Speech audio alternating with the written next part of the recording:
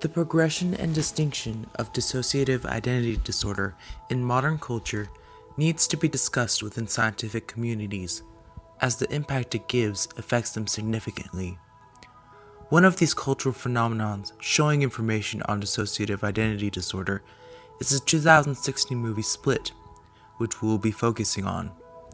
This type of horror genre, whose being depends on giving inaccuracies about mental health, specifically rare disorders, shows that it devastates the long-term livelihood of those living with mental disorders in various ways and means.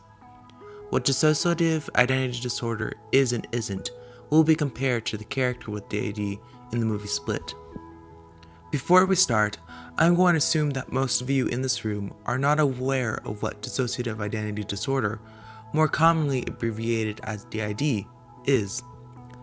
DID is a disorder that comes about through the formation of persistent traumatic events from an age before 9. So that means abuse, usually in the form of emotional, physical, or sexual, before the age of 9 over a period of years can cause the brain to, well, split in personal identity. This means that a traumatic event became so much for a child that their brain could not handle it, so the brain subconsciously formed another person who could take care of it, and this is called an alter. An alter is a fractured identity of the host, also known as the core person, or original identity. I know this is a lot of strange words you probably haven't heard before, but bear with me. DID is basically the brain's way of saying, hey, I realize you can't handle this right now, so I'm going to tape off these traumatic memories and I'm going to make someone who can handle them for you. Thus, an alter or alternative identity is formed.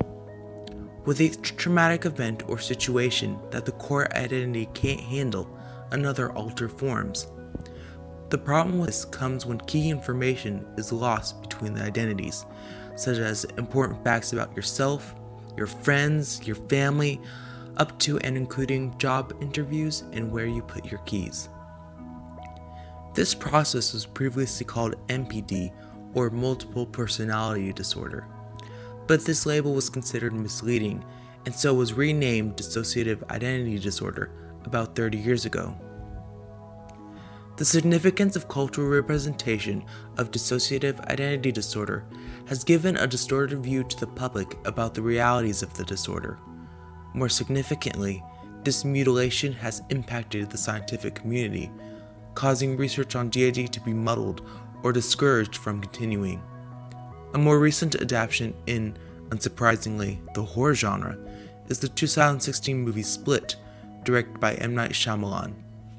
The antagonist of the movie is depicted as a man suffering from DID who kidnaps young women. Eventually, a cannibalistic alter shows himself and eats his therapist and abductees alive by the end of the movie. This overdramatic film provides even more cultural negativity towards people with DID, when the reality is that people with DID are no more geared toward unethical actions than neurotypical individuals. A quote from Dr. Brand states, "With DID patients, if they feel hostility or aggression, they take it out on themselves with self-harm. They're self-destructive and repeatedly suicidal, more so than any psychological disorder. So that's what's typical. Not this wild aggression or stalking or murder." Now, the events of the movie could happen because of the fact that it's not statistically impossible that a person with DID could kidnap girls and be a cannibal. But the issue is not that it's not impossible. The issue is that this is one of the very few art mediums that even reference, and it's a horror movie with inaccurate information about the disorder. The therapist in the movie tells the audience that DID is not evil, and then an hour later is murdered by her patient, which encourages the audience to disbelieve what she claimed. Split says that people with dissociative identity disorder are inherently violent, perverse, dangerous, and it has taken the progress made towards the understanding DID 10 steps back. People with dissociative identity disorder are not a parody to make money off of. They are people who have experienced persistent trauma to make them the way they are, but now the directors and producers of Split tell people that they are monsters. Writer Deborah Haddock states that DID is about survival. As more people begin to appreciate this concept, individuals with DID will start to feel less as though they have to hide in shame.